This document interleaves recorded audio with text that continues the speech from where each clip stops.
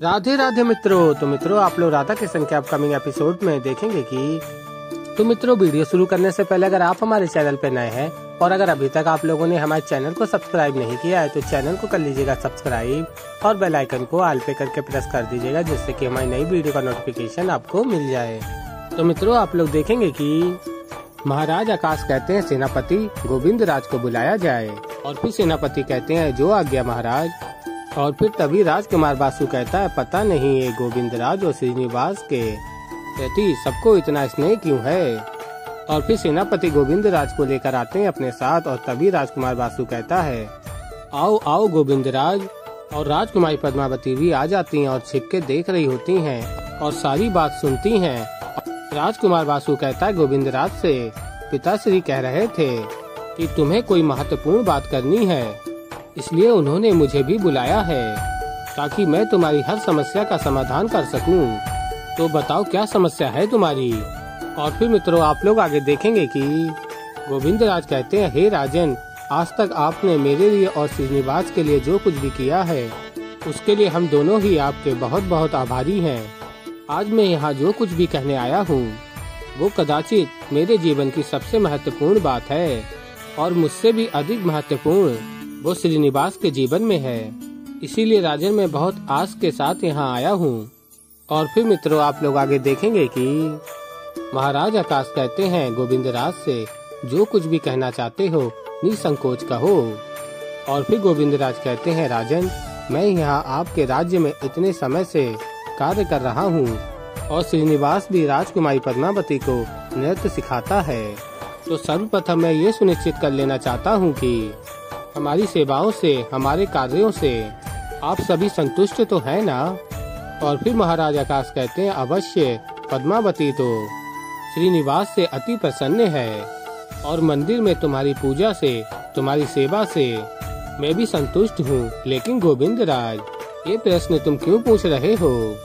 और फिर तभी राजकुमार बासु कहता है हाँ गोविंद राज, इधर उधर की बात बिना किए जो बात करने आए हो वो करो ना, महाराज का मूल्य समय व्यर्थ मत करो। और फिर गोविंद राज कहते हैं बहुत बहुत धन्यवाद राजन, वैसे तो हमें किसी बात की कोई कमी नहीं है। दान दक्षिणा में जो कुछ भी मिल जाता उससे मैं पूर्णतः संतुष्ट हूँ। मुझे अपने लिए कुछ भी नहीं चाहिए, किंतु मैं श्रीनिवास के लिए आपसे कुछ मांगना चाहता हूँ। और फिर कहते हैं गोविंद राज हम दोनों के आगे पीछे सगे संबंधी परिवारजन कोई भी है नहीं। अब श्रीनिवास के विवाह के लिए मुझे बड़ी चिंता होती है। और फिर तभी राजकुमारी पद्मावती ये बात सुन के कहती हैं तो गोविंद राज श्रीनिवास के विवाह को लेकर पिताश्री से बात करना चाहता था। और फिर मित्रों आप लोग आगे देखेंगे कि गोविंद राज कहते हैं क्योंकि राजन कोई भी पिता अपनी पुत्री किसी ऐसे व्यक्ति को क्यों सौंपना चाहेगा जिसके पास ना तो धन है ना ही घर।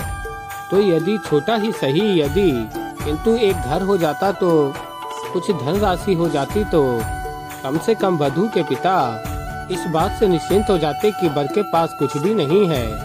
और फिर पद्मावती कहती है क्या इसका अर्थ ये है कि श्रीनिवास किसी से विवाह का निश्चय कर चुका है। और फिर आगे आप लोग देखेंगे श्रीनिवास गोविंद राज को ढूंढ रहे होते हैं और नटराज के मंदिर में श्रीनिवास होते हैं और कहते हैं गोविंद राज कहाँ गए, इस समय तो यहीं होते हैं। और फिर श्रीनिवास नटराज के समक्ष जाते हैं और कहते हैं हे महादेव मेरा मार्गदर्शन कीजिए, मुझे बताइए कि मुझे करना क्या है। मैं संघर्ष करने के लिए सज्जे हूँ, किंतु किस दिशा में संघर्ष करना है ये भी मैं नहीं जानता। मैं जानता ही नहीं कि मैं ऐसा क्या करूँ जिससे विवाह के पश्चात मैं अपने ही परिवार का पालन पोषण कर सकूँ सम्मानजनक रूप से। समझ नहीं आ रहा कि ऐसा क्या करूँ जो ऋषि भृगु को विश्वास हो जाए कि भार्गवी के लिए मैं ही योग्य वर हूँ। और फिर मित्रों आप लोग आगे देखेंगे कि गोविंद राज कहते हैं महाराज आकाश से मैं तो बस श्रीनिवास को प्रसन्न देखना चाहता हूँ, उसका घर बसते हुए देखना चाहता हूँ। बस इतनी सी सहायता यदि आपसे मिल जाती तो बड़ी कृपा होती राजन। और तभी राजकुमारी पद्मावती आ जाती और कहती है अद्भुत गोविंद राज। और कहती है गोविंद राज से तुम तो बधाई के पात्र हो और श्रीनिवास सत्य में बहुत भाग्यशाली है कि उसे तुम जैसा मित्र मिला है जो उसकी कितनी चिंता करता है, किंतु इस बात के लिए तुम्हें पिताश्री या बासु को कष्ट देने की कोई आवश्यकता नहीं है। यदि तुम्हें श्रीनिवास के विवाह के लिए कोई भी सहायता चाहिए तो मैं करूँगी ना। और फिर गोविंदराज कहते हैं, किंतु राजकुमारी जी आपसे कैसे? और फिर तभी राजकुमारी कहती हैं, इसमें संकोच कैसा? अब श्रीनिवास इतने समय से मुझे नृत्य सिखा रहा है और तुम भी तो मेरे आराध्य के मंदिर में इतनी अच्छे से सेवा कर रहे हो, तो मेरा भी तो उत्तरदायित्व बनता है ना कि मैं तुम्हारे लिए कुछ करूं। और फिर तभी महाराज आकाश कहते हैं, उचित कहा तुमने पद्मावती। और कहते हैं, अभी अभी जो गोविंदराज ने कहा है उस सब का प्रबंध तुम ही करो और जो कुछ भी गोविंदराज को चाहिए उसे प्रदान किया जाए। और फिर तभी गोविंदराज ये सुनकर अत्यंत प्रसन्न हो जाते हैं और कहते हैं, बहुत बहुत धन्यवाद राजन, धन्यवाद राजकुमारी। मैं धन्य हूँ कि आप जैसे राजा की शरण में आए हम। अब मुझे आज्ञा दीजिए। और फिर गोविंदराज चले जाते हैं। और फिर राजकुमार बासु कहता है राजकुमारी पद्मावती से, कितना बड़ा हृदय है तुम्हारा बहना। भार्गवी की सखी का मन रखने के लिए उसके विवाह में भी सम्मिलित हो रही हो और अब श्रीनिवास की भी सहायता कर रही हो। अद्भुत। और कहता है, वैसे कौन है ये कन्या जिससे श्रीनिवास का विवाह होने वाला है? और फिर राजकुमारी पद्मावती कहती है कुमार बासु से, सबके व्यक्तिगत जीवन में ताक झांक करने से श्रेष्ठ है कि तुम अपने जीवन पर ध्यान दो बासु। और फिर मित्रों, आप लोग आगे देखेंगे कि गोविंदराज अत्यंत प्रसन्न होते हैं और कह रहे होते हैं, अब तो श्रीनिवास की सबसे बड़ी चिंता ही दूर हो जाएगी।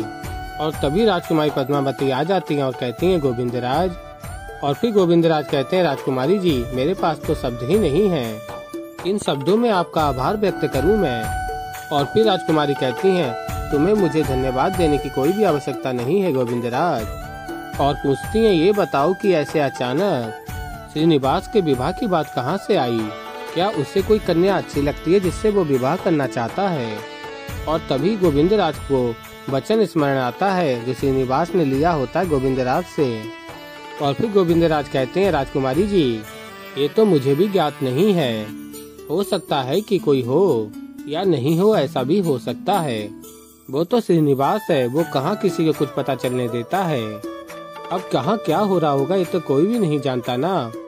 पर इतना है कि उसने कहा था मुझसे कि वो विवाह के विषय में सोच रहा है, तो उसका मित्र और बड़े भाई जैसा होने के नाते मैंने सोचा कि विवाह का समय समीप आए उससे पूर्व ही सब तैयारियां हो जाएं। अब आप तो जानती ही हैं, घर धन धान्य ये सब एक रात में तो जोड़ा नहीं जा सकता। इसलिए मैंने सोचा अभी से राजा आकाश से बात करके रख लेता हूँ, ताकि जब विवाह का समय समीप आएगा तो मैं समस्त चिंताओं के लिए चिंता मुक्त हो जाऊंगा। और फिर गोविंदराज कहते हैं, अच्छा राजकुमारी जी वो क्या है कि बहुत से कार्य हैं शेष और मैं मंदिर भी नहीं गया, तो अभी के लिए मैं आज्ञा चाहता हूँ। और फिर आगे आप लोग देखेंगे राजकुमारी पद्मावती कहती हैं, या तो गोविंदराज बात घुमा रहा है या तो श्रीनिवास ने स्वयं इसे ही घुमा रखा है। और कहती है, मुझे सुनिश्चित करना ही होगा श्रीनिवास के लिए मेरे मन में क्या है और इसका उत्तर मुझे स्वयं श्रीनिवास ही देगा। और फिर मित्रों, आप लोग आगे देखेंगे कि श्रीनिवास नटराज मंदिर में होते हैं और महादेव से कहते हैं, मैं जानता हूँ कि अब आप क्या कहेंगे। आप यही कहेंगे कि ये दिशाहीनता ये भी मेरे संघर्ष का एक भाग है। मैं समझ गया, अब चाहे जो भी हो मैं संघर्ष करता रहूँगा, तब तक प्रयास करूँगा, दिशा ढूंढूंगा जब तक मुझे मेरी श्री नहीं मिल जाती। और कहते हैं, अपना आशीष रखिएगा। और फिर मित्रों, आप लोग आगे देखेंगे कि श्रीनिवास जा रहे होते हैं, तभी राजकुमारी पद्मावती आ जाती हैं और कहती हैं, बधाई हो श्रीनिवास, इतनी बड़ी बात हो गई और तुमने मुझे बताया भी नहीं। और फिर श्रीनिवास कहते हैं, कौन सी बड़ी बात? और फिर राजकुमारी पद्मावती कहती हैं, तुम्हारे विवाह की बात तुमने गोविंदराज को बताई और मुझे नहीं, ऐसा क्यों? और तभी श्रीनिवास कहते हैं, एक क्षण, मेरे विवाह की बात आपको किसने बताया ये सब? और फिर राजकुमारी कहती हैं श्रीनिवास से, आज स्वयं गोविंदराज ने तुम्हारे विवाह की बात की है और वो भी पिताश्री और बासु के समक्ष। और तभी ये सुनकर श्रीनिवास सोचने लगते हैं कि ये गोविंदराज ने कहाँ फंसा दिया मुझे। अब पद्मावती पूछेगी कि ये कन्या कौन है, तो मैं क्या उत्तर दूंगा। और फिर मित्रों आप लोग आगे देखेंगे कि राजकुमारी पद्मावती कहती है, यदि तुम विवाह के विषय में सोच रहे हो और तुम्हें कोई सहायता चाहिए थी तो मुझसे कह देते ना, मैं मना थोड़ी ना करती। और फिर श्रीनिवास कहते हैं, हाँ मुझे विश्वास है आप पर कि आप मना तो बिल्कुल नहीं करती। और बताते हैं वो क्या है ना कि गोविंद राज बड़े भावुक व्यक्ति हैं, बड़ी चिंता में थे, हमारे आगे पीछे कोई परिवार वाला भी नहीं है। तो उसी चिंता के कारण वो गए राजा आकाश के पास और कदाचित उन्होंने अपने मन की बात रख दी होगी।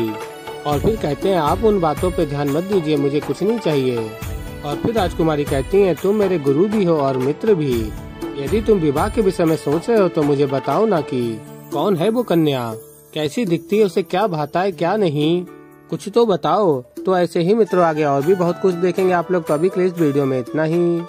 तो मित्रों वीडियो पसंद आई हो तो वीडियो को लाइक करें, चैनल पर नए हैं तो चैनल को सब्सक्राइब करें और मैं मिलता हूँ जल्दी एक नई वीडियो के साथ। तो तब तक के लिए राधे राधे।